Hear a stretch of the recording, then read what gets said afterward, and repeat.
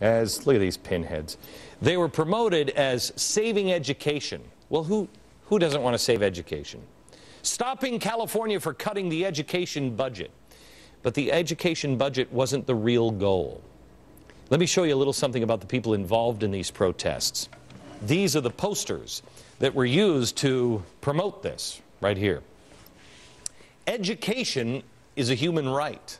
Really? Wow. Education is a human right. Boy, that almost looks like old Soviet propaganda art, doesn't it? These people feel so strongly about education, you'd think they'd be educated to know that education is not a right. The Constitution doesn't mention that one. Let me clarify that. The United States Constitution doesn't mention that. This one does. This one. This is the Soviet Constitution. Oh, it mentions education. Free education for everybody. Let me help. Save the education.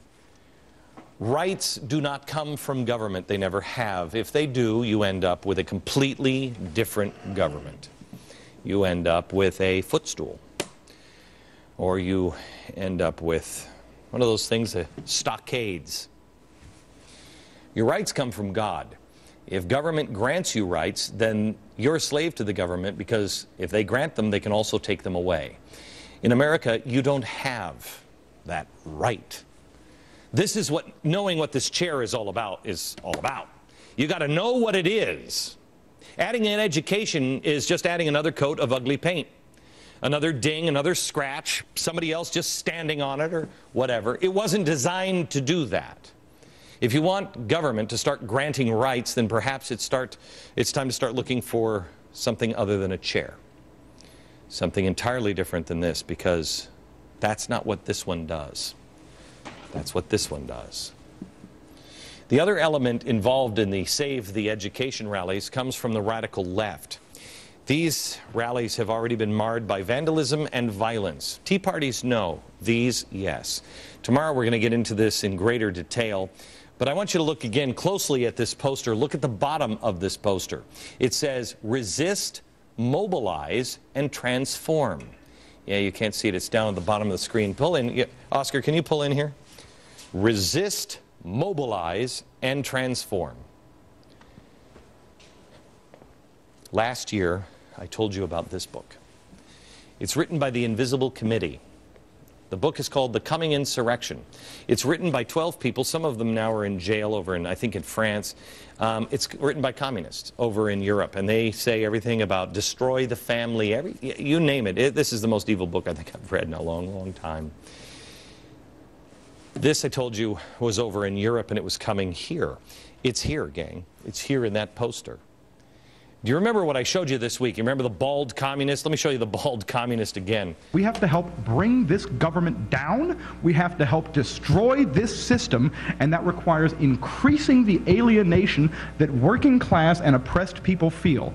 The way change is going to happen in this country is through the destruction of what we call the United States of America. I'm opposed to the system that we traditionally call imperialism, and the idea that some people have rights and privileges that are not granted to all human beings. And the solution to that problem is called communism and socialism, and we should put it in our mouths. Education is a human right. A human right. All humans have rights. Yes, they do, but education is not one of them. These guys are a small group, but they are, 20% of Americans were the ones who fought the Revolutionary War. It doesn't take a very large group. They are talking to your children, and they are teaching your children at colleges, even in your high schools. They are indoctrinating them. As we move forward, our history is getting smaller and smaller and smaller in the rearview mirror. They are easily swayed. We forget what this was supposed to look like in the first place. You know, I mentioned at the top of the program that this chair was the only thing that I asked for when my grandfather died. My wife had it restored. But it didn't look this different when I first got it. My grandfather and my grandmother took care of it. It was worn here. And it was worn a little bit in the seat, because my grandfather would come out of the field and he would sit in it.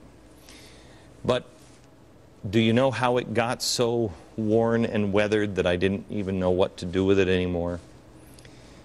My grandfather died when I was about 20, and I took the chair, and for a while, it sat on my back porch in the sun and in the rain. Even though I wanted the chair, and I loved the chair, it sat on my porch, and slowly over time, it just started to disintegrate. I don't know if I was lazy or stupid, or I guess in the end I felt guilty. I hadn't taken proper care of it. At the beginning, I think the biggest thing was I just assumed that it would always be there. It would always be this way. It had always looked the same ever since I was a kid. Why would it change? It took my wife to see that if we didn't take care of it, if we didn't restore it, there eventually wouldn't be anything left. She was right. She was right. Now, when it comes to America, I was the same kind of guy. I loved America. I just always thought it would be there. On 9/11, I changed. I remember thinking, oh my gosh, we're so fragile. Do you remember how afraid you were on September 11th? It took that event for me to see the real meaning of freedom, to really appreciate it, to understand that if I don't do my part, if I just always leave it out on the porch and expect it to always be there, it will be gone as well. Since I woke up to that fact, I have averaged 2 to 5 hours of sleep a night, mainly because I'm just reading. I am up all the time reading, trying to educate. I've been stupid most of my life. I wanted to shake that. I think you feel the same way. I think that's why you watch this show every night, because we are experiencing the same journey together every day. And I know you're tired. You're busy with the kids, with the family, with work and everything else. And now it seems like every step of the way you have to stop government from doing something else. Now they're taking health care and just turning it upside down. They're attacking our core values and principles every single day, it seems. They're either turning this chair into a footstool or firewood. We have to first ask ourselves this question: is it worth saving? Is it worth saving? If it is, what's the best way to restore it?